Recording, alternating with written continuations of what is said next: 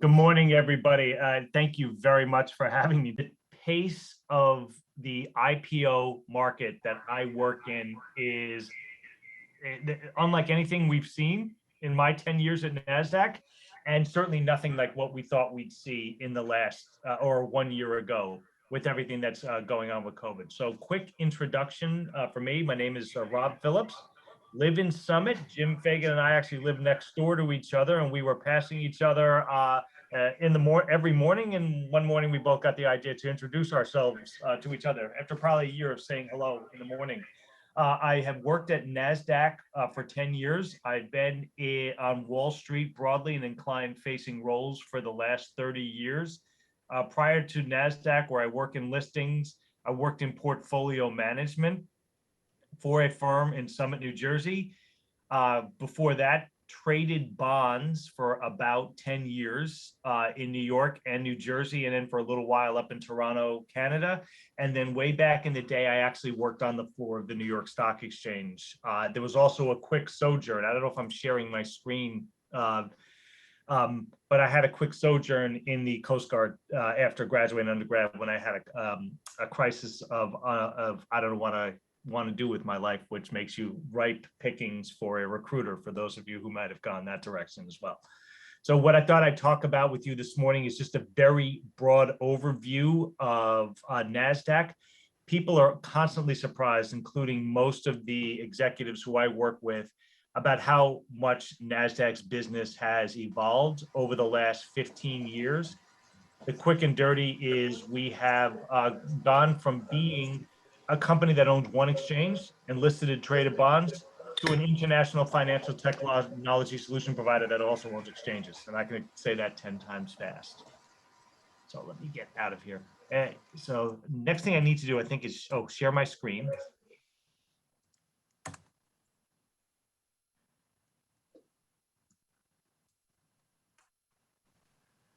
There we go. So can everybody see that? Thumbs up out there? Yes, we see it fine. My presentation, terrific. As well, so there we go. All right. So what I thought I'd do for today is just very generally explain the kind of market that we're in, again, how NASDAQ has evolved. And as I like to put it, I've got a lot of pictures of that I've taken myself. How we get from there, that's a business incubator that happens to be up in Waterloo, Ontario. Took that picture in 2013, but nothing's changed. This is kids with an idea sitting around at the table, and the universities have connected them with capital and public-private support. How we get from that to, that's a picture I took yesterday of a company that recently IPO'd and had a bell ceremony. Actually, after this, I'm going to be heading into Manhattan again. We're back to in-person events at NASDAQ, and I'll be hosting a company that recently IPO'd. People want to ask this all the time, and this is where I spend my time at NASDAQ, is helping companies get from there to there. From a concept to a, sorry, checking my phone again. From a concept to fruition and how we support companies. So before I thought I'd get there, explain the context in which we're operating and what's changed. This comes from a presentation I typically make to students. A lot of what I do on my job, by the way, is if you're a NASDAQ listed company in New York City, South Carolina, Georgia, Florida, Ontario, or Quebec, Canada, then I'm the person who supports the companies and then tries to go out and get the listed companies as well. So I spend a lot of time out in the field. A lot of my clients are, that's our CEO, by the way. A lot of our clients are on boards of colleges. So they ask me to speak to those, to students. When I'm speaking to the students, this is typically the presentation that I use as well. So the capital markets and what are we operating in? This is the context. And if anything has depicted the life cycle of the companies that we work with, this is it. So with companies that are going from the lower left, which is the students, you'll notice, by the way, I jump around. From there, they're as far to the bottom and the left as you can get in the capital formation. They got an idea and they're trying to connect with capital and see if they can't bring their ideas to market. One of the initiatives that's going on broadly out there is capital is finding these concepts much sooner. We're getting much more efficient about that, and NASDAQ as well. If you can see where I point, NASDAQ used to not, or any stock exchange used to not jump into the companies until they had made a decision to go public. What we are doing is pushing this much farther and much sooner. We are bringing capital markets and investor and governance solutions way down into this capital formation stream as companies go from what we call pre-seed to public. The other things we're going to talk about is the minute a company goes public, we don't just fling it out there as well. We are here, and my team specifically is here to discuss how we support companies at every single stage of their life cycle. So we're talking about the capital markets as well. I always just like to start with what context are we looking at in terms of financial assets? Now, these are dated slides. I haven't found updates for them, but one thing they depict to us is when we're talking about different aspects of finance, when we're talking about stock market capitalization versus global assets relative to the world, one of the things this depicts is the numbers are getting bigger, but by and large, with the exception of the last crisis in 2008, and I suspect the most recent one a year ago, equity market capitalization relative to other capitalization structures of the world, public or private debt, it has remained about constant in terms of the ratios. There's nothing too scientific in that, and I'm sure that a lot of you out there have much better perspectives on this. But when I observe the ratios out there, what we're looking at is a global capital market that tends to work pretty efficiently and pretty well. One of the things that we always talk about is the US going to remain the preeminent destination for capital raising as well? This is another 10-year-old chart, but the ratios haven't changed. And the upshot of what we're saying to is for companies, and especially non-US ones, and I deal a lot with Canadian ones because I'm married to a Canadian. So how's that for a deep reason for covering a country? But what we're saying is, look, the ratios haven't changed, and the size of the US capital markets, and particularly for public stocks, is about the size of the rest of the world. Now, this blows my mind as if in 2012 or so, the total market capitalization of US stocks was about 20 trillion. Today, it stands at about $46 trillion. But again, the observation is that the ratios remain the same. This remains the destination for capital raising, not without its challenges, however. And these are numbers that are stunning. Those are pictures that I've taken of the internet, of the national official US government debt clock that's right around the corner from my office. And one of the stunning data points is right before the pandemic started in January, it was standing at $22 trillion. It's the official US government debt right now stands at $28 trillion. And it says over 100% of the GDP.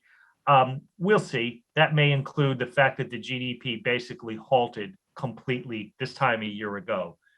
These are just more depictions of the context of which we're operating. It's going to be interesting. Look, when we say the US government is, the US debt is 28 trillion, it's twice that when you factor in all of the other states, municipalities, public entity or public-private entities as well. What I keep telling people, and anybody who wants to invest in the stock market, invest in equities, or come to the equity market to raise capital for their own companies, is we're going to have to grow and innovate our way out of this. There's simply no other way, but there's enough evidence that that's exactly what seems to be happening. Okay, so the stock market. And I was telling the group yesterday, by the way, I spent 10 years outside of the stock market business. When I left New York Stock Exchange, then traded bonds and worked in portfolio management. The amount to which the exchange business had changed had completely blown me away. And I was still in the capital markets business on the trading or on the portfolio management side. When we run an exchange, we're in essence running the plumbing of the capital markets. And I spend all of my time talking to public companies. And NASDAQ is known for listing and trading public companies. What people think about in the stock market is that's the floor of the New York Stock Exchange. About the time I started there in the early 90s, after my stint in the Coast Guard. And frankly, that's what the New York Stock Exchange sold back then and sells now. That's the floor. That's what you're thinking that the stock market is. That's it today. This is what has happened as technology has taken over and the ability to trade is right literally in our hands at $0 commission. It's been completely democratized.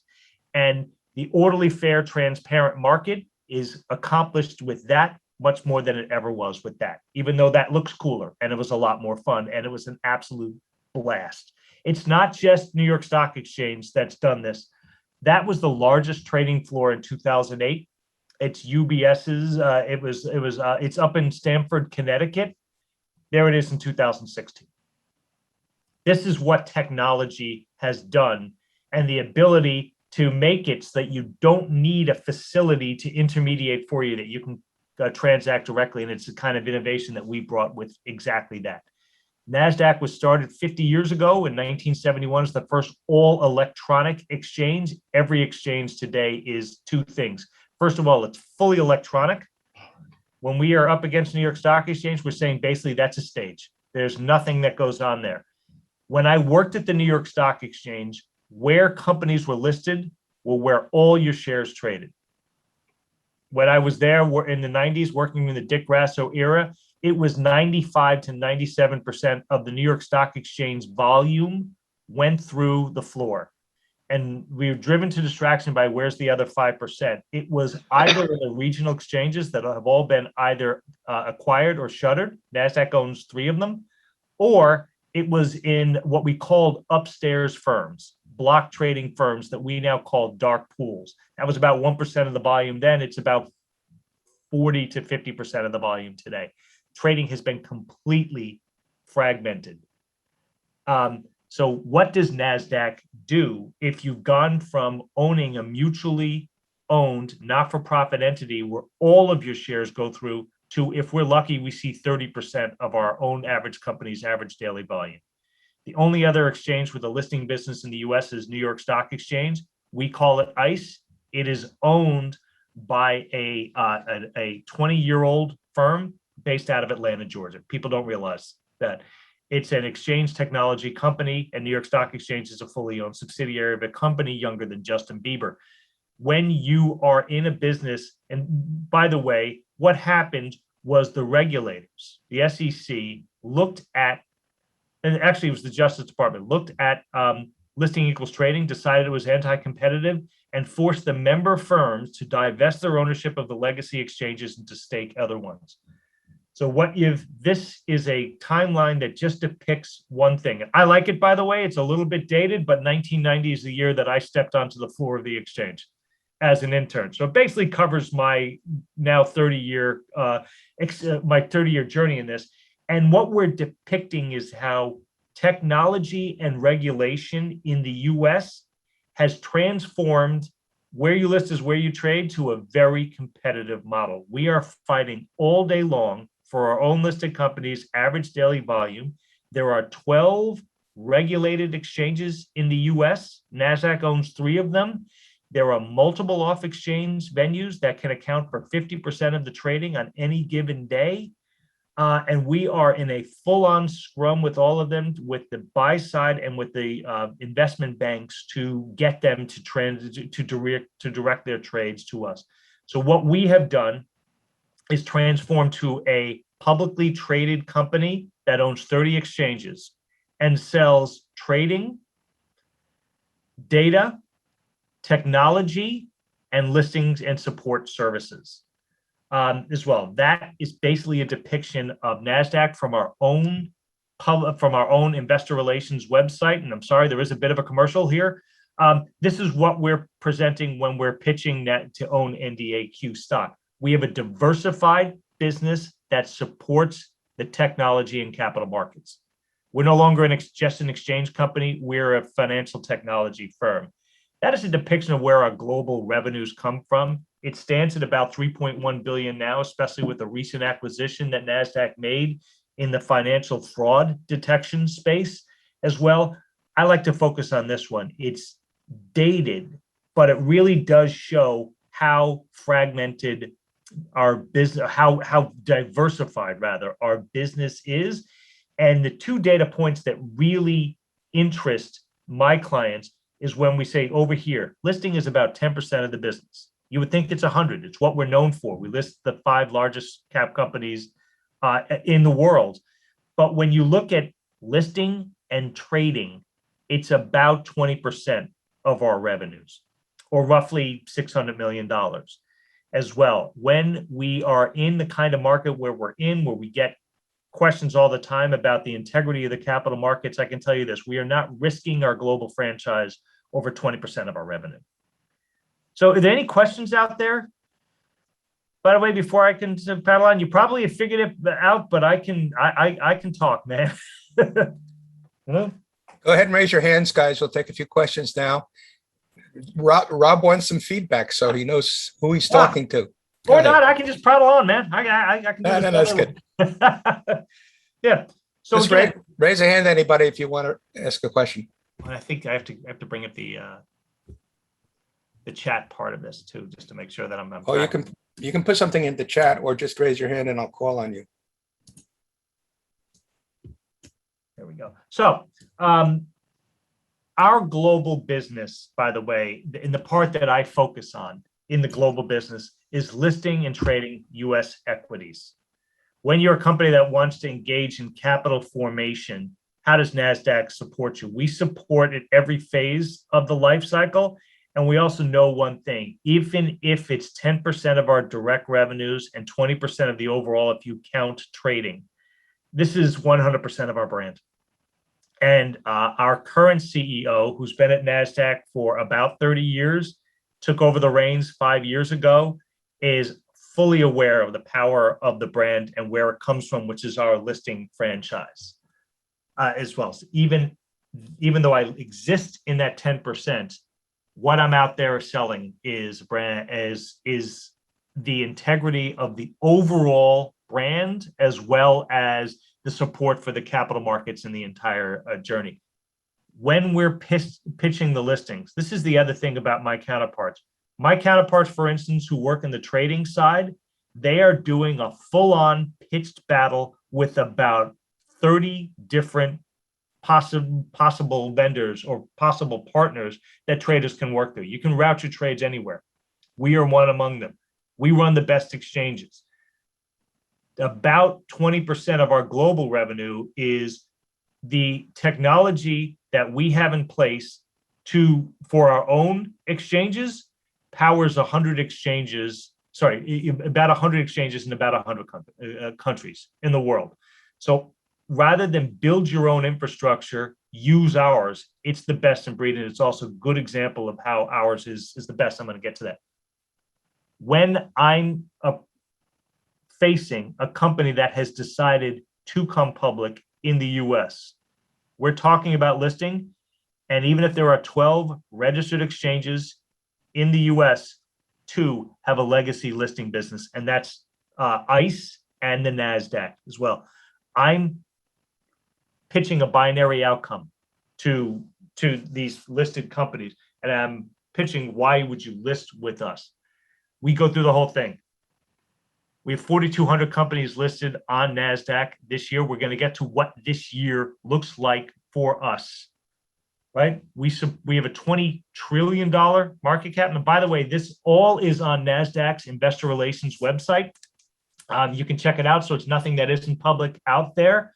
We own 31 exchanges, including, and this is a good data point when I'm talking to the Canadian companies that I speak with that are talking about a US listing.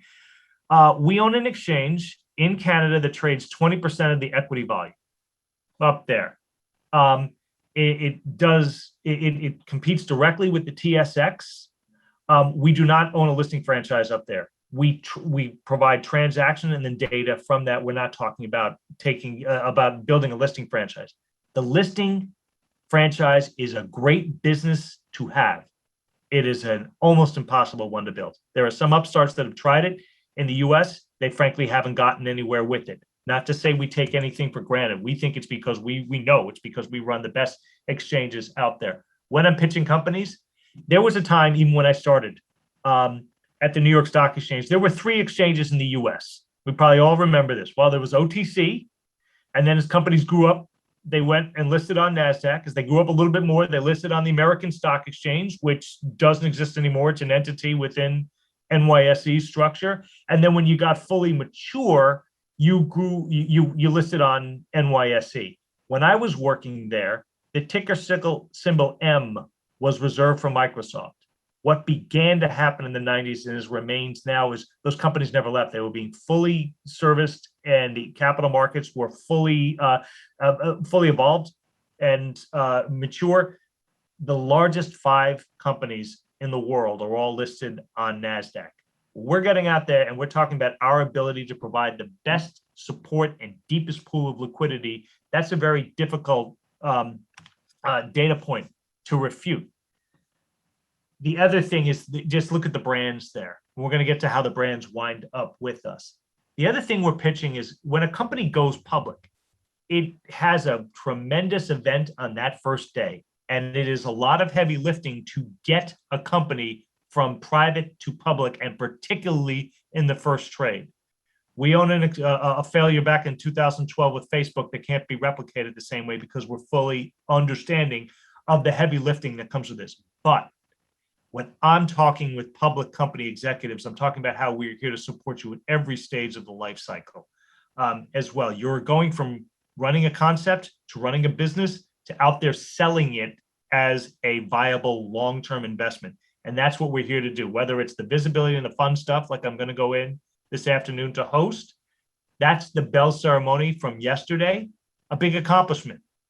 But as I say, once literally the confetti settles, I'm telling companies now the real work begins, because you have brought in investors like those who are on this Zoom as well. You're inviting them to come in and participate in the journey with you as well, even though we can provide a lot of fun stuff like in Times Square. Excuse me.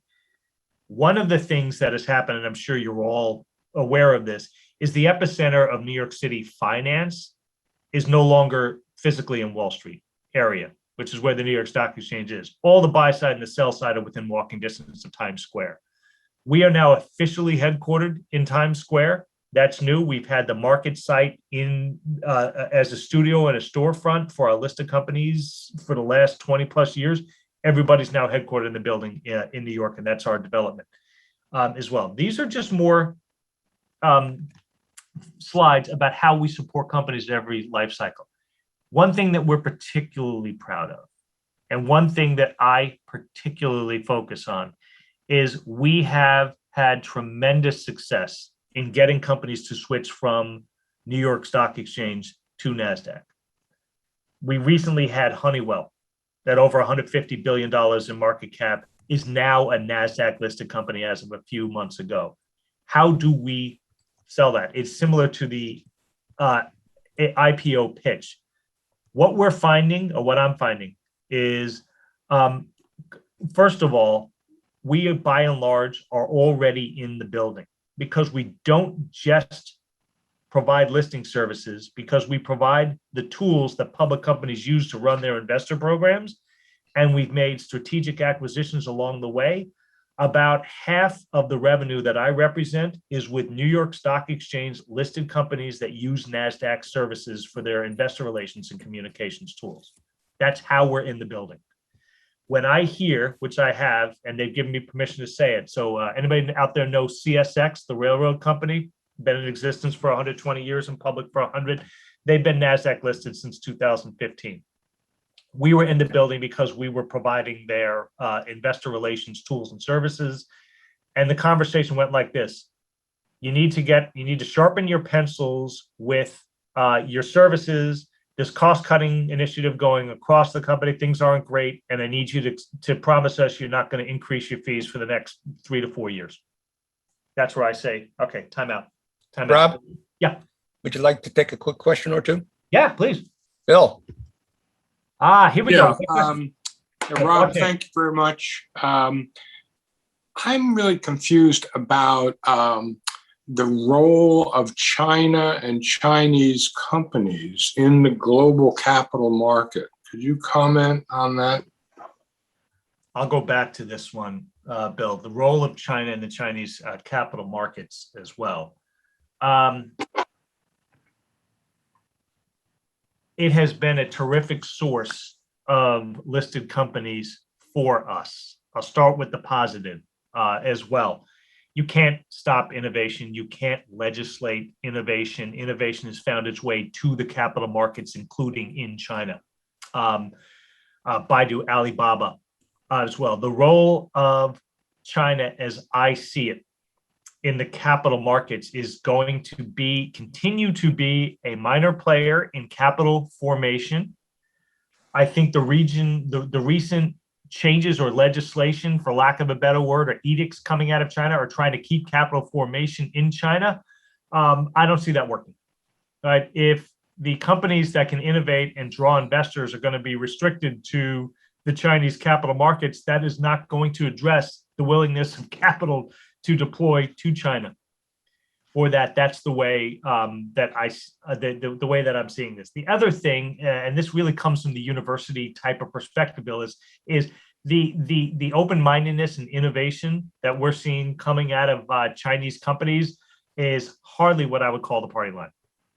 I don't know if that answers your question at all. I don't. But just a quick follow-up. Yeah, my own experience with China is the people are very entrepreneurial, Yeah. very entrepreneurial.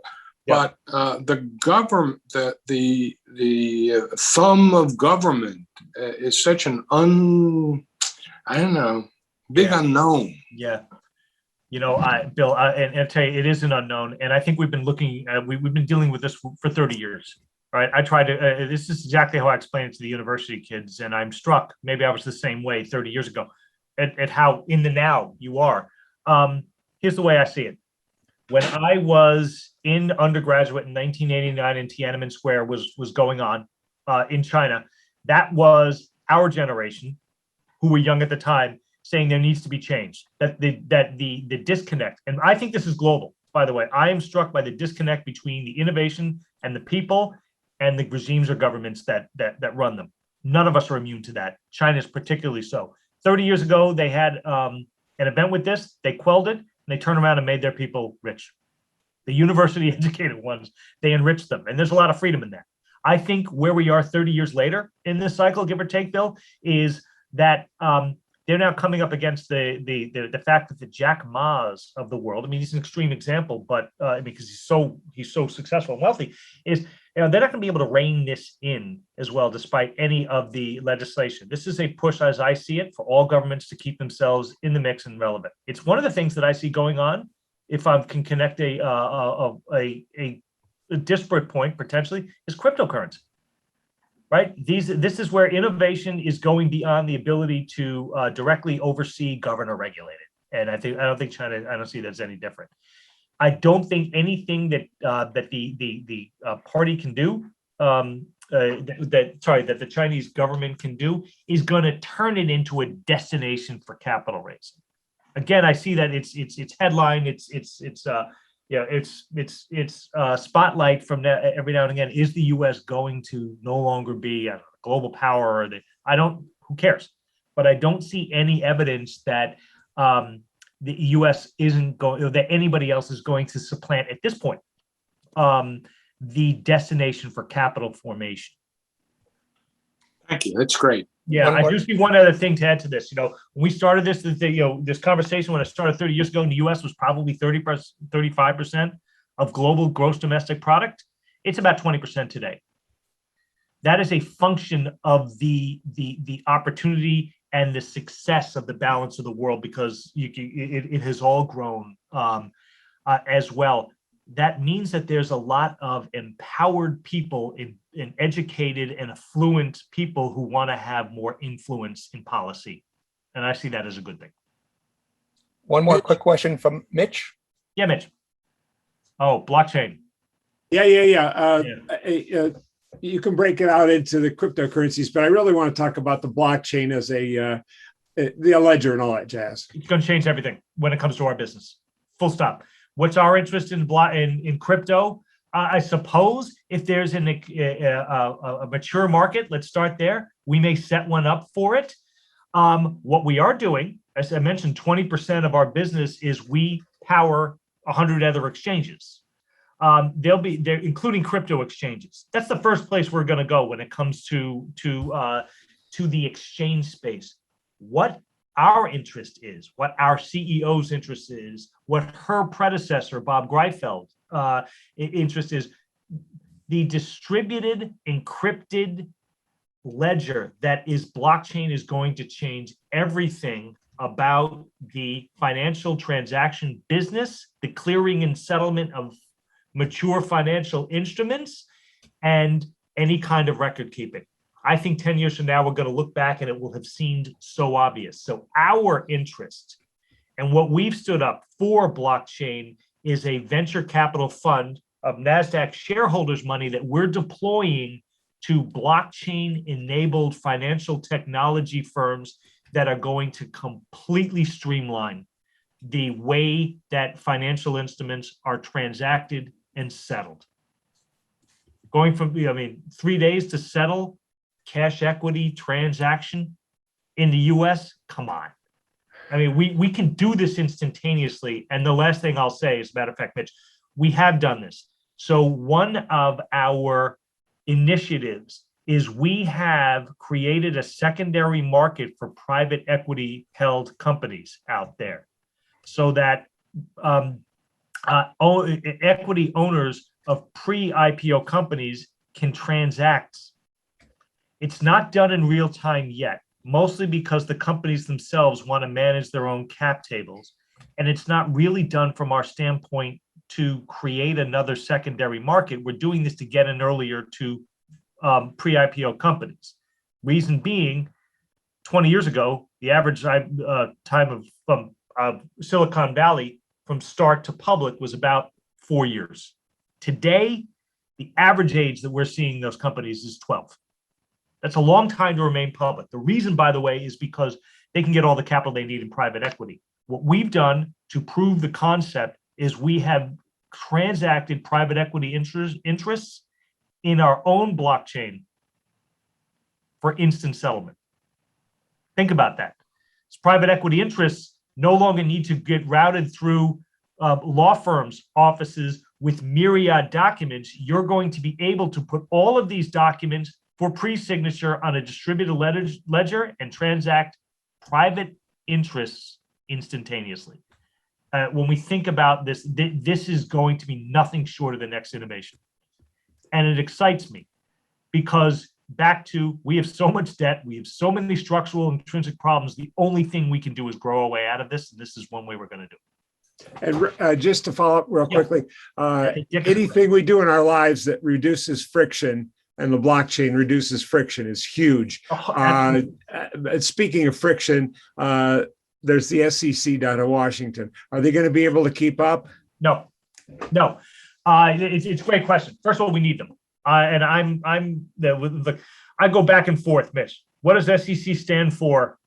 It stands for slow every competitor, right?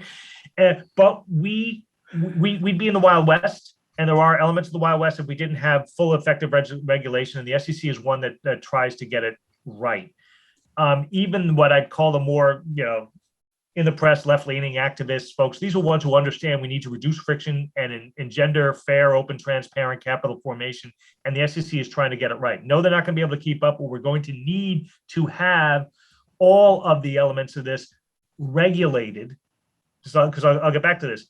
What we're selling when we're selling the U.S. as a destination, look at 300 million people in a world with 7.5 billion people. But what business do we have being half of the global economy or half of the market capitalization? The reason is because we're fair, open, and transparent and well-regulated.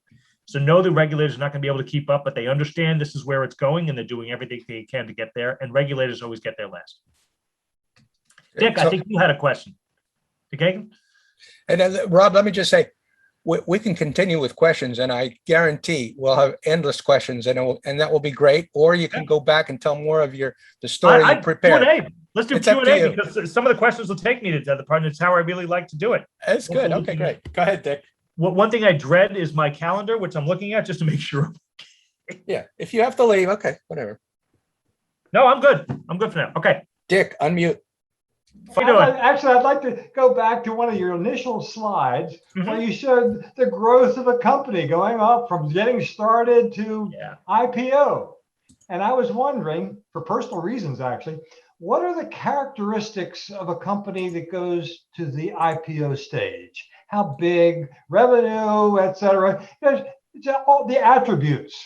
And then when your discussion, I'd say, oh, how about a privately owned company, a small privately owned company? What are the attributes that you really do have of a typical company on the small side Right. that gets to that point? Yeah. This great question. And thank you for that. The number one attribute you have is cultural.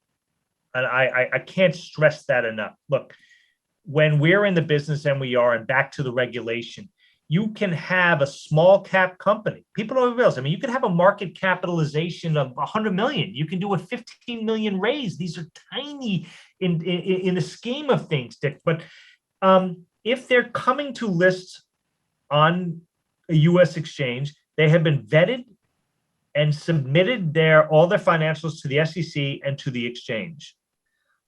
So rest assured, despite the relative size and relative liquidity or lack thereof, these are companies and run by leadership that have made the cultural decision to come and engage in capital formation in a way that they fling ownership out to anybody and everybody out there.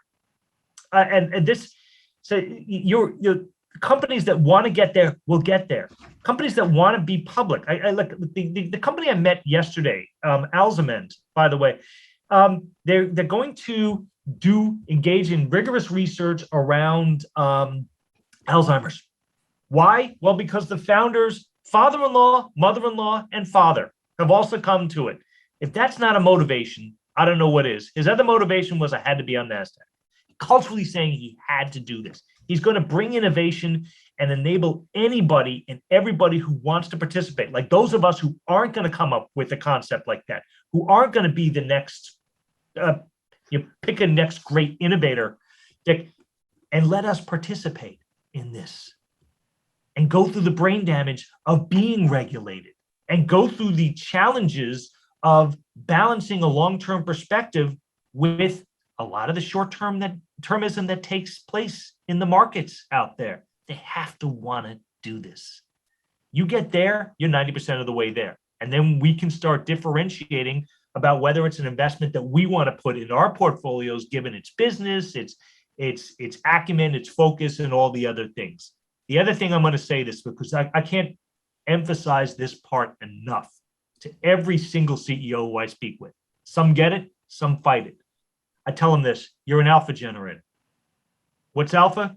You're there to generate returns for your shareholders. And you're there to beat the markets. And if you can beat the markets with less correlation, lower volatility, then so much the better.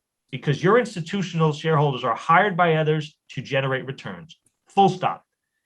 And if they're being paid to generate returns and all they're putting up are market returns, go to a passive index. So the other part for the companies, a must do, is you must be out there all the time,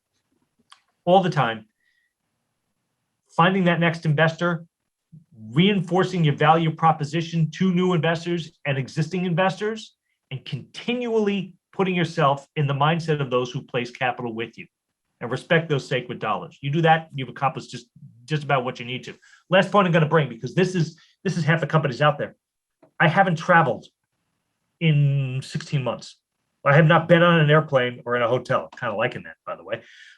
This is how we're doing all of our business. The big question is, to what extent are the management teams going to need to, the management teams of legacy public companies going to need to get back out on the road to find those investors? CEOs and CFOs and chief operating officers and business unit heads, the ones who run the operational things, taking time out of the operational or financial focus to get out there and find investors. Some of them are saying, this is great, this is fine, this will do. We'll see if this carries the day. Regardless, you got to want to be public and you got to want to stay in the focus. I'm going to show you another one if I can, because this, I think, is the last. Sorry to be running through this. This is a concept that I'm working on, and then I'll get to the other questions. See, this is what happens when you take the questions. Yeah, there it is. What I'm depicting with this is from the left, when you're private through a legacy public company. You don't just want to get to be a one and done public company. You got to be in this market, fully engaged with it, which includes investors, exchanges, regulators, and all your stakeholders. And this is what I also say to the students out there. And sorry to be long-winded with this, but I think what you struck is the best chord out there. The less clearly defined, this is for all of our businesses and for life, the less clearly defined the objective or the element is, the more integral it becomes. So those impossible to quantify characteristics and attributes of well-run companies, and those that are private that want to be well-run companies, you can't quantify it, but you sure can with their returns, can't you? Right? And I cover every sector. I cover the full spectrum of small cap to large cap. I cover a lot of small companies. Frankly, 2,000 or 3,000 of the 4,000 public companies on Nasdaq are basically small cap and don't trade much. But man, they can be very well run companies. And last point, this is the whole shooting match. There's a big difference in public company space between being a good company with a good product and a good stock. Because if you're one of those good stocks with a keen long-term focus on the capital markets, you don't stay small cap for very long. And all of us want to find those small cap companies before anybody get a hold of them. Sorry, did that? That's good. Cover? Yeah. Thank you very much. Sure. Look, my favorite story, and this is in no way an endorsement, I can talk about it because they didn't list with us. But it's my favorite story. Out there is does anybody know the company Shopify out there? Shopify is a technology company that enables every mom and pop to compete with Amazon. That's basically it. I loved the story. And my Canadian mother-in-law deposited $2,500 into our checking account up there, and I'm like, what are you doing? So long story short, I bought 50 shares of Shopify. Because I love the story. You know, it was a German kid who loves to snowboard, who came to the Canadian Rockies to snowboard. He met a girl, he married her. He moves to Ottawa. He can't get a job because you're an immigrant, but you can start a business. So he starts a business to sell his snowboards online. And then he found that none of the back-end systems could really do what a small online business needed. So he built that himself. That became the business. But you culturally got to want to be a long-term public company. You find stories like that people stay with the same level of passion. Last point I'm going to make, because our own CEO will say this. Most of the CEOs that I meet have been hired for the job. Most of them. Very few founding CEOs can successfully make the transition from the initial part in the lower left to doing this as a public company. There is a world of difference when you're sitting across the table from a CEO who's also started the thing, the one who sat at the kitchen table and said, let's get something going from scratch here. That is a real hallmark. I'll leave that to your thought out there. Yeah. Rob, a fascinating topic and a great talk. Thank you. Can you give us a breakdown of the sources of innovation today? Is it academia versus industry? And also on a global scale, US versus the rest of the world? Great question. The sources of successful innovation, as I'm seeing it, remain capital driven and capital focused. In other words, Al, that the capital, like the example of yesterday's company, is capital is finding its way everywhere. And I do mean everywhere. Technology and the fair, open transparency is enabling this. The innovation that comes to market. Now, I bring this up because that imagine when everything took place within four walls versus technology, networks can take the capital anywhere. The innovation, I would argue, has always been out there. It just couldn't get to market, right? Unless it was physically in some place like a Silicon Valley. What I'm observing is the innovation that has always been in place is now being connected with capital much sooner and in a way that's completely indifferent about the geography of the place. Right, so that's where the innovation is. Like that's really because what I think we're talking about is how to get the next cell gene stood up in a town like this. Is the capital is on the hunt for them and they're out there. In my career, I had a chance to interact with people like Bill Gates and Sergey Brin while they were students, and these people are very unusual. And one of the factors that I see in successful innovation is finding the right kind of person to drive the idea initially. And as you mentioned, you also need, I had interactions with Kleiner Perkins when I was on sabbatical at Stanford. Their value add was their Rolodex. They said that the people who have a good idea aren't necessarily the best people to bring it to the market. Oh. And that's the value that they trumpeted. So this is academia, to answer your question. This picture that I have here is at the University of Waterloo. What we're seeing in regardless of the geography, and by the way, why University of Waterloo is this was staked by the founders of BlackBerry. Now, we all know what BlackBerry did and who they were usurped by, but they did nothing short of change the way we communicate. That was innovation. And what the University of Waterloo has been staked with is these are public, private, academic partnerships where good ideas are literally put in a table and then connected with mentorship, like would be on this call, with capital, with public support, because it is to the benefit of all governments to have innovators within their midst. And the locus and epicenter for this remains the universities. I think that's what you're getting at is, these good ideas are coming out of the universities, and the Kleiner Perkins of the world and all of the other venture capital and private equity firms are finding these innovations regardless of the geography. That's, I think, the most amazing development out of this is the ability of capital to efficiently find these. Like the one yesterday, for instance, the founder is headquartered in Las Vegas. He's just somebody puts together capital for life science innovations. Why are you headquartered in Florida? Well, it was two professors out of the University of South Florida and all their teaching assistants who are doing some really cutting edge research, and the ability to find them. And by the way, not be limited to the Rolodexes of one or a few venture capital or private equity. We're always going to sell that, but I would say that we're getting completely democratized in this and can be found anywhere. As far as the geographical location of this, I remain convinced that, based on the numbers, by the way, is Al, that the U.S. and maybe extension to a little extension in pockets like areas of North America, this remains the place that young innovators want to come to stand up a business. Half of the public companies in Silicon Valley were founded by immigrants. Half.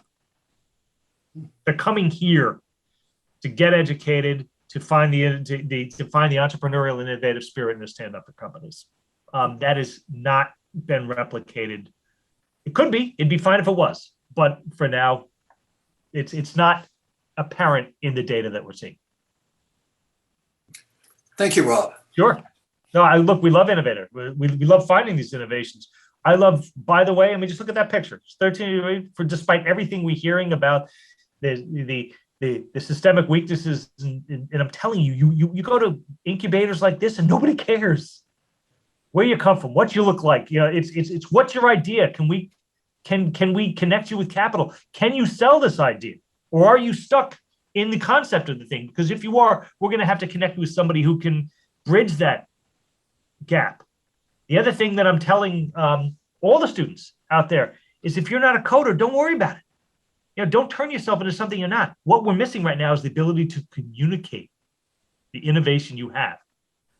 If you can do that, innovate, and tell us about it, right? Yeah, I mean, how many on this call? There's a lot of phenomenally intelligent lab denizens who can't explain in any way that the rest of us can understand what the innovation is and how it's going to help. This is what the universities are addressing, and it continues to be here. That's the way I'm seeing it. And there's a little self-interest here too. You know, if I'm selling U.S. listings, I want there to be more of them. Oh, that's one thing I want to touch on, by the way. I don't want this to get past this. What does this year look like? I would never have thought a year ago. I bet everybody here on the phone feels the same way. Was the pandemic going to stop capital? Was it going to stop business? Was it going to stop innovation? Was it going to prevent students from congregating in the incubators that the universities have all stood up? It did for about 40 days.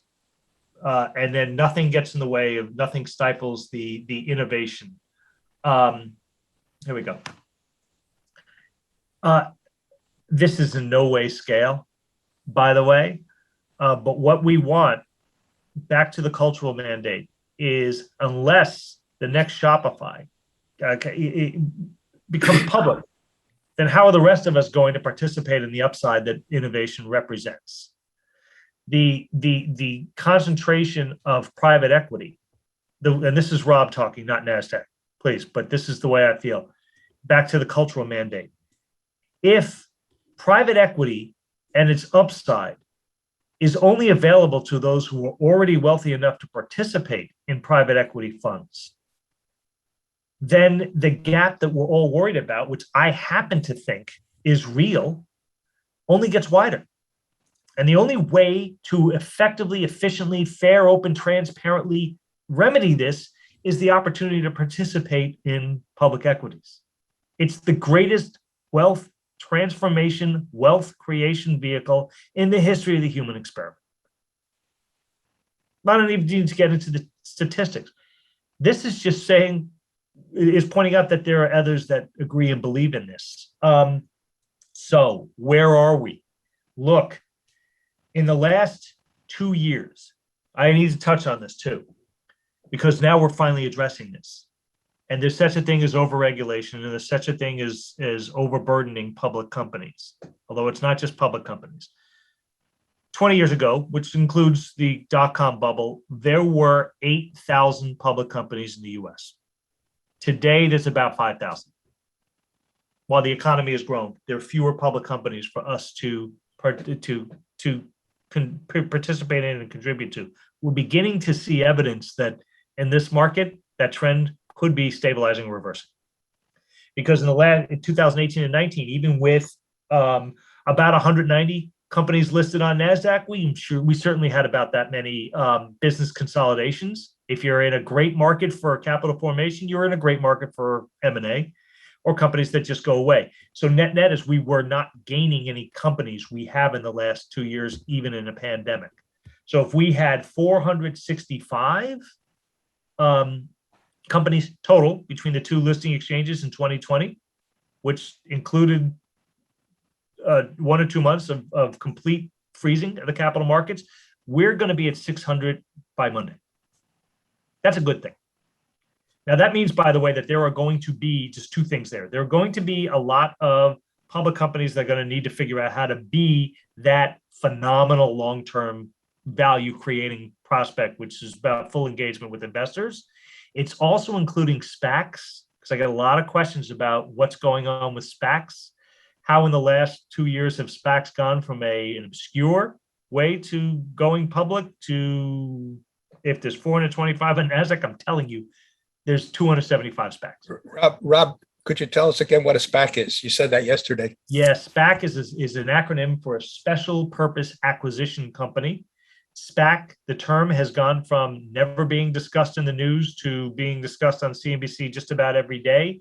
These are public pools of capital that list on an exchange, excuse me, and then once they're a public pool of capital, they go on the hunt for operating assets and they convert those private companies into public with what we call a conversion or a SPAC conversion.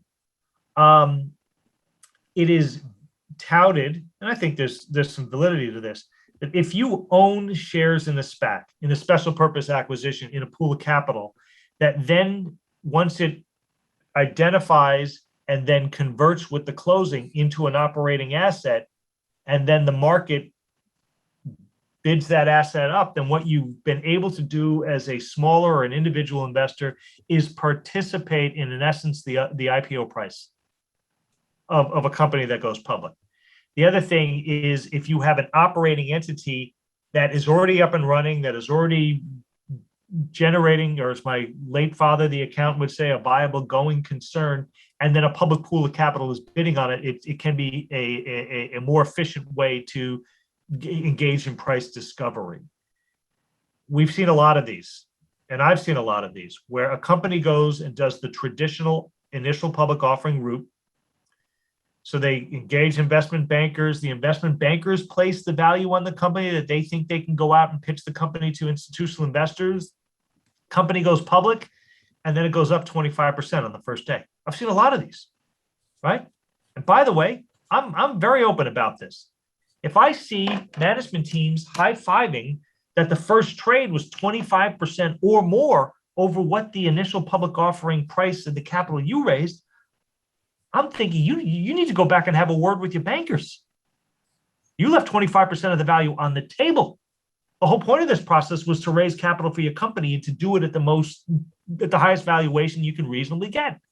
If the pop, and some are calling it the pop tax out there, is being realized by your investors who are given shares by the investment bank so that they can flip them at a nice gain, that's not to the benefit of the company itself. The special purpose acquisition companies or SPACs are seeking to address that relative inefficiency in the capital formation. Are we in a bubble? People ask that all the time. Does this portend that there could be a bubble out there? Here's the best answer I ever got from the portfolio manager I worked in Summit. We don't know what the market's going to do. What we're seeing here is that the public equity markets are a compelling destination for companies to raise capital, and for, broadly speaking, Wall Street or global finance to accomplish its objective, which is nothing more than a meeting place between those who have money and those who need money. That's our job. Very simple at the end of the day. Nothing's changed. Technology is driving innovation. Our markets are very different and fragmented, but nothing changes that our job is to make sure that those who need to raise capital can find it, and that everybody who transacts is playing by the same rules.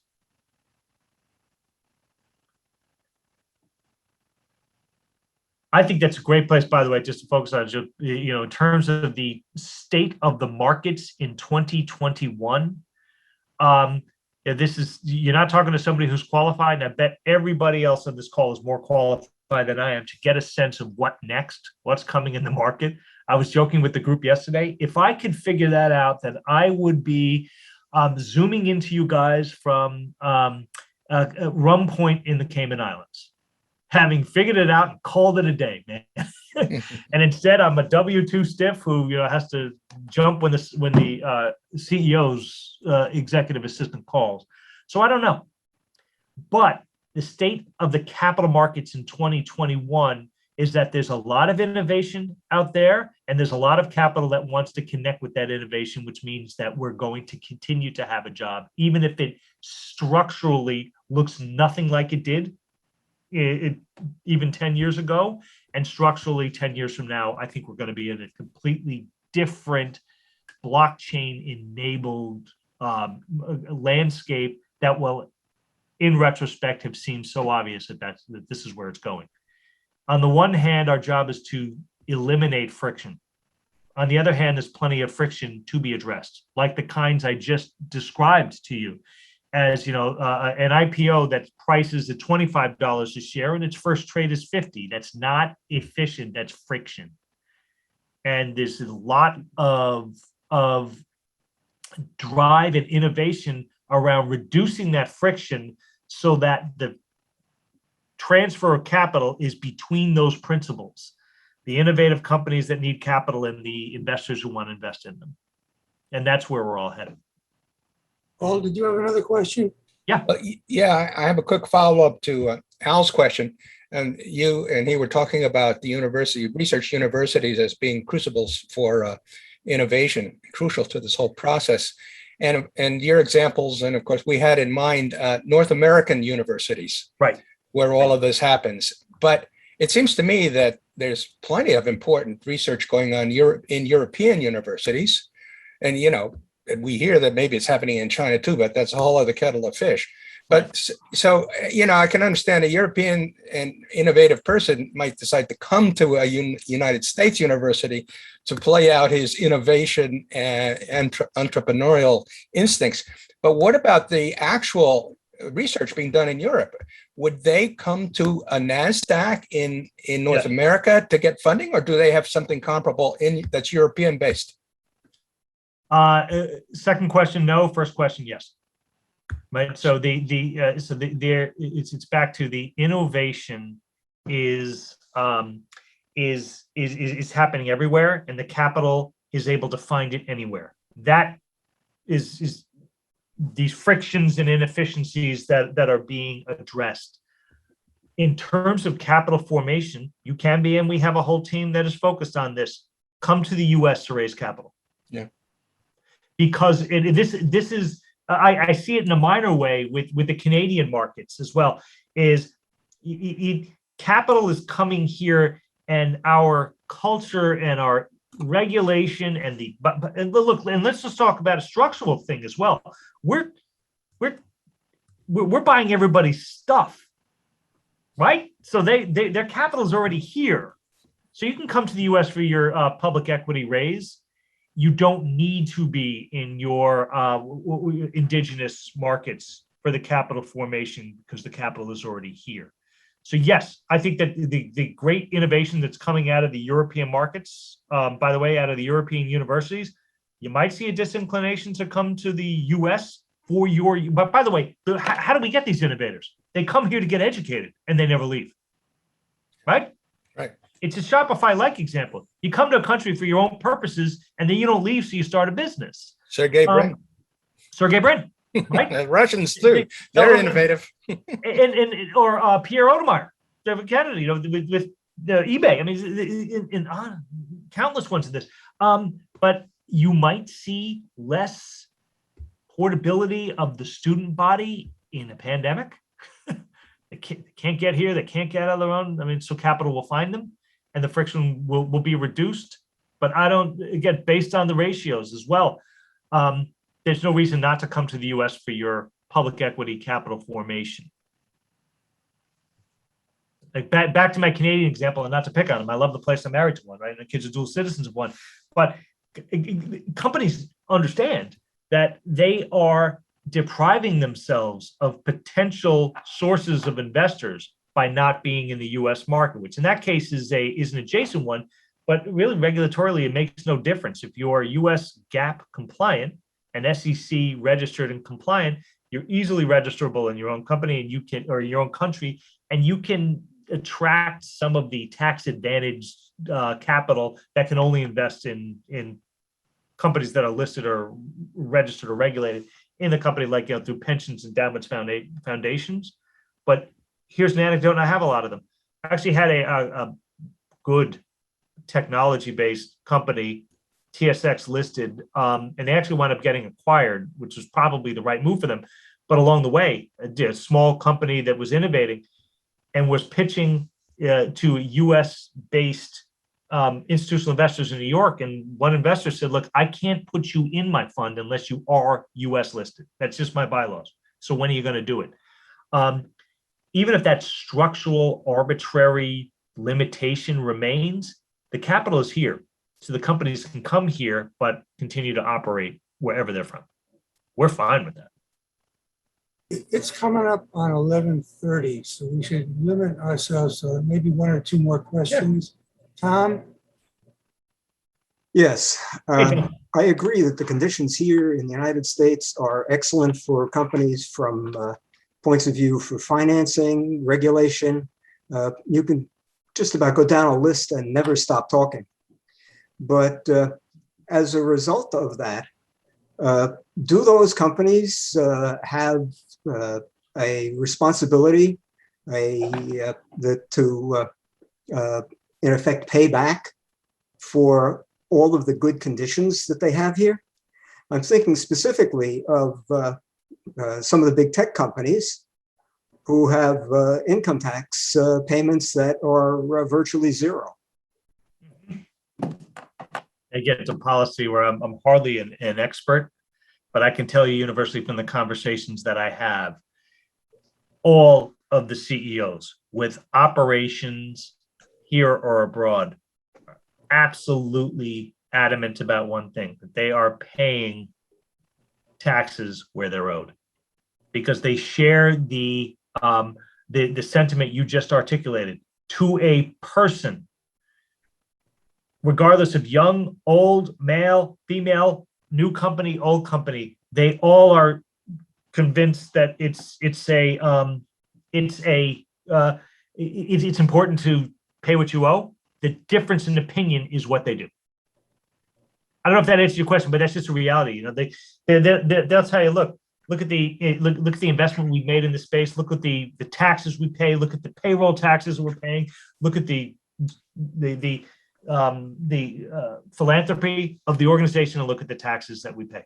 Right? I have one company that's been accused of paying zero taxes that says that they're paying in the order of $1 million a month to the local municipalities or to the local governments. So yeah, back to that is they're saying headlines are unfair. We know all about that at Nasdaq. They're paying because it's important to do it. And then they'll fight about as one of them put it, it's not like the government is so good at spending it that they deserve extra from us. But they deserve that, you know, and neither the government officials or the public companies are what they would call the arbiter of who's or what's fair, but the mindset is in sync. That's how I'm seeing it. It's based on the conversations that I have and the anecdotes I have for you, Tom. Good question, Rob. When is the next time on your calendar? When's your drop dead time right now? My drop dead time is probably noon. Let me take a look. Oh, no. Okay. It's fine. We won't go that long. Yeah. I do have something in my calendar for, oh, please. No, internal training. We won't go that long. That's fine. Hey, Rich Jager? Yeah, Rich. Oh, yeah, thank you, Rob. Absolutely, Rich. I'm wondering your opinion on whether there is more capital out there looking for places to invest than there are actually places to invest. And I'm thinking of two things there. One is the SPACs, which are basically give us your money and we'll find a good place to invest it. And the other is that I've heard that the Chinese companies which are able to list here don't have to use U.S. accounting, so they get away with being less transparent, but they're able to get the investment. So yeah, interested in what you think. Dumb money. Is there a lot of time? Yes. Yeah. There's when we look at every the quick answer is yes. There is a lot of capital continuing to sit on the sidelines. We are we're in the order of trillions, in the order of coiled spring within the markets. I suspect it's finding its way in. But yes, all of the non-statistical evidence is there that there is a lot of capital sloshing around the system looking for a destination to go. That's the quick answer. We are, I'm convinced, going to see the pools of capital bidding up assets to crazy private equity levels. I will say this, we're not seeing anything that we haven't seen. We are seeing an opportunity through the special purpose acquisition companies for the rest of us to participate in that bidding up of assets. But this is just a different flavor or a different shade of lipstick, if you will, on the kinds of things or excesses that we've seen all along. And it gets back to that. We are looking in the order of trillions of dollars that continues to sit on the sidelines with no place to deploy, which is a good thing for the public equity markets. And all of the punditry on the CNBCs of the world, not to pick on them too much, they're in our building all day long, about excesses in valuation. There's forces of gravity, and the availability of capital isn't. The other thing I will say, although I hardly am an expert on this, the amount of cash that the central banks, plural, and the central governments and treasuries of the different governments, plural, are printing right now, and they're printing it, right? It's got to go somewhere. It will be put to work in the economy, and then there'll be friction in this, Rich. But yes, there's a lot of capital that isn't just hanging around; it's literally being printed. Right? That's got to factor into valuations and destinations somewhere.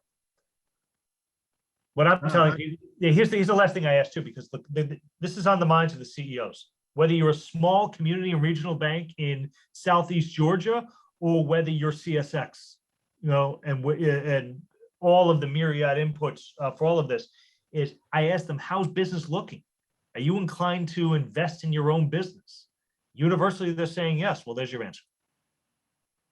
The markets will do what the markets will do. Capital will fall in and out. Regulations will grease the skids someplace, create friction others. But what you're telling me is business is good, your customers are busy, and you're willing to invest in your business.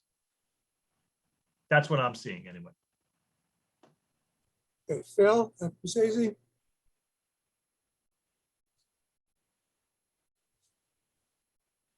Okay, Phil, go. Oh, does Philip and Jim have? Yeah, thanks so much for what you've gone through so far with us. Harking back to what you mentioned about blockchain technology and the potential for essentially instant equity transfer, I'm wondering how that backs up to the trading spikes that have happened in the past with computer and algorithm-driven rapid trading. Yeah. That is not just greasing the skids, that's making it frictionless. I mean, that's what it sounds like. And look, it's already frictionless, Phil, is what we're seeing. That you have instant access to, and by the way, let's define this. Let's talk about US cash equities, which is the liquid market. I think it tends to be the focus. It's fast money. That's their objective, is to get as frictionless as possible so they can participate and transact quickly. These fast money, frictionless operators have existed in this business since the London Stock Exchange model of the 1600s. They're in and they're out, and what's their net benefit is they provide liquidity. So I'm going to just shift gears for a second and come back to you. I CEOs who hate the very idea of fast money, frictionless trading in the market. You know why? Because it's so brazenly self-interested and so completely indifferent about the long-term prospects of the stocks of the companies that they invest in, that it irks the operating CEOs who are committed to their business all day, every day. That's no different than it's ever been. Full stop. Now, I say, look, you want only long-term shareholders in your public stock, but you want your shares to trade 1 million times a day. Which is it? You want both. You want the virtuous ecosystem that is presented by this market in which we operate. And anything that makes that more frictionless, that makes it more fair and transparent and open, is ultimately going to be a good thing. The other thing I say, and this is a mercenary approach to your question, is these operators are going to be in this market anyway. So why don't we remove the frictions that remain? And by the way, the frictions are, they're transacting in the nanosecond. They're using computer algorithms to identify trends and act on them. But the settlement takes 3 days. They've transacted a stock that's going to settle hundreds of times in that 3 days, the same share, the same stock. So why not make the settlement instantaneous as the trading is? That is going to remove other impediments as I see it. And we're back to the fast money operators are always in there. The market that we're in, when we were on the floor of the exchange and it was orderly and it was only as fast as we could talk, it seemed slower because it was. But those fast money operators were there. What's happened is with electronic trading, with fragmented exchange model, with the ability of anybody who's willing to be regulated by the SEC and to gain access to the exchanges. Look, there's no longer 1,366 seats on the NYSE. You can connect and trade. It's made this more fair, transparent, open, fairer than it's ever been. We're all transacting for $0 in our own retail accounts. But what it's done is it's laid bare the brazen self-interest of those who participate in the market in the daily liquidity providing way that they do. Make it even more efficient, and you're going to find some real opportunities in the other end. That's more Rob than Nasdaq, but it's fully aligned. My perspective is informed by the business that our employers in. I guess the question follow-up would be, does the blockchain technology exacerbate the potential for those spikes that have happened? I got to tell you, I've seen spikes in this business for the 30 years that I've been in it. I've seen excesses. I've seen the GameStop type of scenarios. I can't tell you how many of these I've seen. I've seen the flash crash. I've seen. Look, we saw Knight Capital get wiped out of business in an afternoon. These have we've seen these. Is it going to exacerbate? I was going to say there's nothing that's going to change the mercenary way that those who exist in the liquidity providing continue to. And I doubt, and this is Rob talking, that there's more examples of it. It just finds its way to the news faster. Okay, thank you. People getting wiped out, in this business. Three stools I say about this. Of the public, for the public companies, so those who run public companies for a living, those who own them for a living, and those who transact them for a living. And those transactors know they can be, what's that Dan Aykroyd movie about the commodities in 1980? 1 minute you're flying high, the next minute they repossess your Bentley and your kids don't go to college. Trading places. You trade. That's these. I will say, so I will say this because we're already seeing it. The speed of the market always makes things just that quicker and more potential for them. But we've been moving in that direction for the last 500 years. Thank you. Sure. Jim? Yeah, my question was, hi. You talked a lot about blockchain sort of being the way of the future. And I hear lots about how blockchain consumes so much electricity that the more we use it, the more damage it'll be to the environment. And I'm just thinking all the pushback on that. And what do you think of that? So we were differentiating blockchain from the digital currencies that are created in the blockchain, like the cryptocurrencies and Ethereum and Bitcoin. So the blockchain, given our approach, Jim, blockchain is the proof of concept that is being proved, or is the proof of concept is in the creation of these cryptocurrencies. That's one thing. So the blockchain is here. The innovations to it will continue. You could have them without going through the cryptocurrency mining process for some of the currencies, and most notably Bitcoin. That's one. So yeah, it consumes energy in the supercomputing to solve whatever the algorithm is to be awarded a currency. That's separate and distinct from the technology itself. I've also seen evidence, by the way, that even though the miners, the crypto miners that have been set up, and I understand it's you do rows upon rows of supercomputers that they generate so much heat that it's the power generation that they will stress the grid in certain areas. They've done it, especially where they have regulatory arrangements where areas pay next to nothing for electricity, relatively speaking, because it's by a hydro dam or whatever. It stresses those grids. But if you're looking at the consumption of power in the overall, like globally speaking, or in the overall North America, that when you're looking at the holistic thing, it doesn't have the kind of power consumption on the overall grid. It remains the usual suspects. It's transportation and then power generation for things like municipalities and for commerce or for manufacturing. That's the way we're seeing it. Right. So look, at some point, presumably they will have mined the last Bitcoin. Right. We're working our way. It's finite out there, and blockchain will still be around. And by the way, what is a cryptocurrency? I guess it's the thing we'll look back 10 or 15 years from now and say, oh, it's obvious what a cryptocurrency was. But you can have blockchain without the crypto.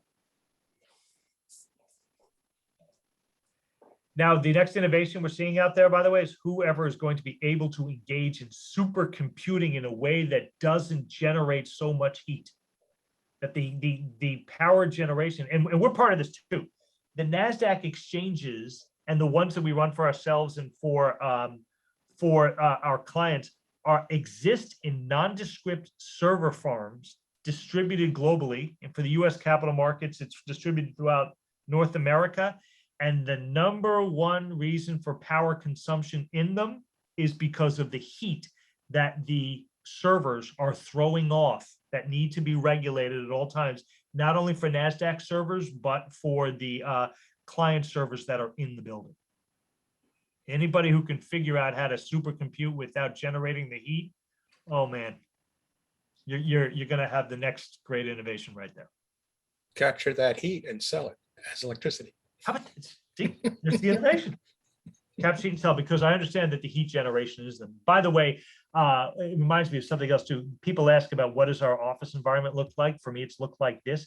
The only teams for NASDAQ that have had to be in the building throughout the entire pandemic are the ones who run the exchanges. And there's not 200 of them globally. And they've been on A shift, or week 1 and week 2, since the very beginning of this thing, 2 teams not touching each other. Our own CEO doesn't get in those buildings unless she has a very good reason to be. Very much for a very informative and absolute pleasure presentation. Having said that, you paint a very rosy picture for those of us with capital to invest and for those who have innovation. Okay. In fact, you call it fairer and faster and better, but it's faster and better for the few. And I have a comment. It may be a question if you want to answer it. Sure. But it goes on the next step beyond Tom Pate, who was implying there's a social obligation with regard to societies. Okay. And if you look at the 30 years that you have worked in this industry and how things have changed and how things have become so much more efficient for those who have capital and for those who were innovators. Yep. And you lay it up against income inequality, not only in the United States, but China, anywhere. Okay. What you have is very few getting very rich and the rest of society barely improving. Mm-hmm. And my question or comment is, how long can a democracy continue to exist with the support of the people if in fact income inequality continues to grow at the rates that you have indicated not only happened over the last 30 years, but the future would portend with regard to even better innovation and even better frictionless capital. Right. Yeah. So and let's shift gears. Rob is going to answer this, not on behalf of Nasdaq. The rosy picture that I paint is that this market works, and it's fair and it's transparent and it's open. I'm not telling you there aren't structural problems. There certainly are. We are borrowing heavily against the future of the next generations. It is unprecedented. I'm a student of history. While this may be unprecedented, it's not unprecedented for governments to reach pretty much the limit of their utility and to borrow heavily against the future. That we've seen myriad times throughout history. We have. Nothing stifles innovation. Right? In terms of the income inequality as I see it, first of all, have you read, Ken, and I recommend you reading The Fourth Turning? Now we're definitely getting into Rob. The Fourth Turning is in the thesis of the book is about every 80 to 100 years throughout history, societies go through a reset. And the fact of the matter is the structures that we have in place have been here for 70 or 80 years. We're doing the post-World War II Bretton Woods structure. And whatever's going on in the last year, whether it's election one way or the other, or look globally, what we're seeing are populations who are saying this isn't working for us. Because the institutions that are in place have been here for the last 80 years and were put in place to solve the problems of 80 years ago. Democracy will prevail. Innovation does prevail, not to say it isn't going to be ugly and haphazard and all that. In terms of the income inequality as I see it, one CEO put it to me perfectly. We have been importing deflation into this country for the last 40 or 50 years, structurally speaking. I see that as a function of policy, and that the structural impediments have been through policy rather than the innovation that what we're talking about represents. The other function of a fourth turning, and his name is Neil Howe, is the author of it, and he proffered this 30 years ago and everything's coming true, is institutions get distrusted. But that doesn't change the fact that the particular institution that I work for, and the particular structure that I work for, has never been more fair, has never been more transparent, and has never been more available to everyone. And last point is, for every statistic about the income inequality that exists out there, it hasn't changed the fact that the greatest wealth isn't created by wages, but by ownership. That doesn't change as well. Gone are the days. I tell this to your generation. I'll be the first one to tell you. All right. How many corporate pensions are there out there? How many public pensions are there out there? You think I'm ever going to see anything close to that? I'm never going to see anything close to that. No, not at all. My only choice, which by the way, fourth turning, my generation, I'm a Gen Xer. We're squeezed between the baby boomer generation and the millennial generation. We're figuring this out ourselves. And this vehicle that I work for happens to be a key way to figure it out. But I wouldn't look to structure to remedy the inevitable inefficiencies that are out there. I hope I answered the question, because I could talk. I'd love to. Well, I hope you're right about democracy, and I generally do believe it. The issue probably is really how much can capital drive policy of a government. So we're driving policy, but you know, hopefully in a real democracy, it'll work itself out, because people will not put up with capital driving policy as the degree that it has. We've seen capital driving policy ever since we've been sitting around campfires trying to order and structure ourselves. Full stop. Right? We just, when it gets to be excessive, when it gets to be sclerotic, which I think we're seeing, read The Fourth Turning. And it's helping me to understand that what we're going through is pretty predictable and pretty inevitable, and with a lot of great precedent. And with that, we'll have the last question from Bill Freund. Yeah, Bill. I'm interested in the future of the New York Stock Exchange because I'm my not familiar with that particular institution. because my pension comes from there.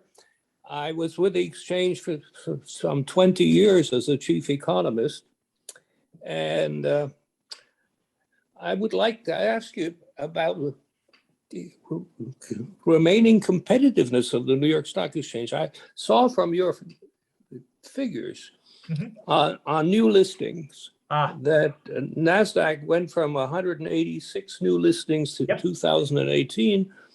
You said to 429 in 2021, but the New York Stock Exchange also went from 71 to 167. Yes. So do they remain a worthy competitor? Oh, yes. Oh, yes, absolutely. First of all, this is the point that we were just talking about before. You got a pension? I ain't getting a pension. I ain't getting anything ever close to a pension. Not ever going to happen here. Nobody. I mean, that's changed. That's over. The only thing I can do is stay invested in this market. Starting in terms when you were chief economist, when you were Phil McIntosh as our chief economist, when you were his counterpart. By the way, the sole business of the New York Stock Exchange was listing and trading shares of its own listed companies, and where companies listed were where they traded. The business has completely transformed to a global financial technology one. The New York Stock Exchange is owned by an Atlanta-based company. You know, your pension's coming from Intercontinental Exchange in Atlanta. If ever there was by the way, Jeff Sprecher, who founded it, he's your CEO. That is that cadre of CEO who is just in a universe, in a class all by himself. What has happened, Bill, in this business that we're in is it is pure competition, that cash equity listing and trading, while it's a great branding exercise, 80% of the revenue comes from something else.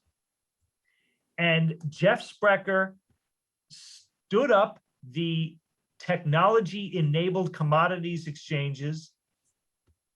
One of those great stories, right? Your CEO, when he was acquiring the New York Stock Exchange, they had a story about him. He came to New York City to pitch his concept, was sleeping on the couch in his sister's apartment because he had no money. Couldn't afford a hotel room. 20 years later, he buys the New York Stock Exchange. Isn't an anecdote that tells you about the competitive position of the exchange. I don't know what does. What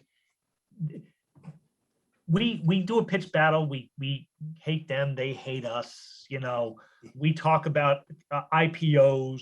We're at 425. They're at 167. They raise as much capital as we do. Right now, we're ahead. It's a binary knife fight.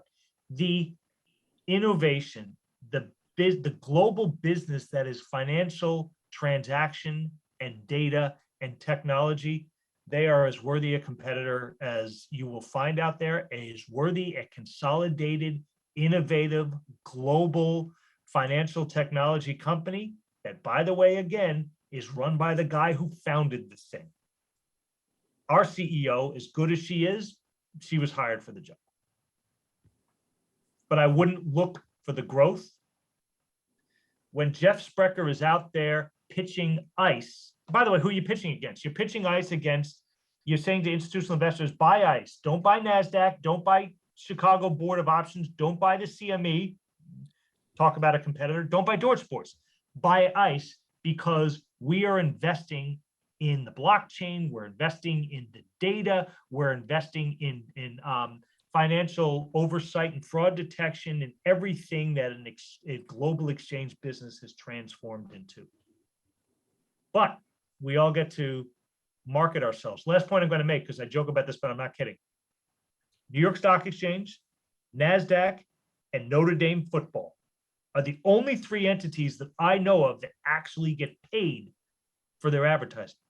Notre Dame gets what, $400 million a year from NBC to air their football games. So they get paid for the advertising that they have to do. New York Stock Exchange and NASDAQ, think of the listing business as advertising that we get paid for. That if that isn't mercenary, I don't know what it is. But but the opportunity for a global exchange business is running everything else we're talking about. CEOs ask me all the time, why can't my CEO to meet with you? Well, because Jeff Sprecher, the New York Stock Exchange, is a wholly owned subsidiary of the technology company that he founded. Right? And 80% of the revenue globally is elsewhere. So that's where 80% of his mind is going to be. And it ought to be, because that's where the opportunity is. Okay, Jim Fagan. I think you're on mute, Jim. Hey, Jim, I think you're on mute, brother. Unmute. Can we unmute Jim? Nope. He's got to do it himself. Got on mute. Got on mute, Jim. Okay, am I all right now? Yes, there you go, Jim. I'm sorry. Thank you very much for a wonderful presentation. Thanks for your flexibility, everybody. We'll get you a certificate of appreciation, a copy of, and you'll note that it has an orchid on it. And this is when the old guard was organized in 1930. Summit was one of the largest producers of orchids in the world. And the second way of showing our appreciation is we give you the old guard salute. Everybody claps. Thank you. This is wonderful. And look, Jim, I'll be happy to get into your calendar, especially if it's in person. I'd be delighted to meet everybody in person. Any questions, by the way, as I say in every pitch, holla, please. Thank you. Now I got to go downstairs, put on a suit, and get in the city. So it's been a real pleasure, Rob. I'll be the one, if you want to tune in to CNBC, Bloomberg, or Fox Business, I'll be the one hosting the close. Thank you, everybody. Thank you, Jim. Okay, it's my honor. Thank you, Rob. Thank you, Jim.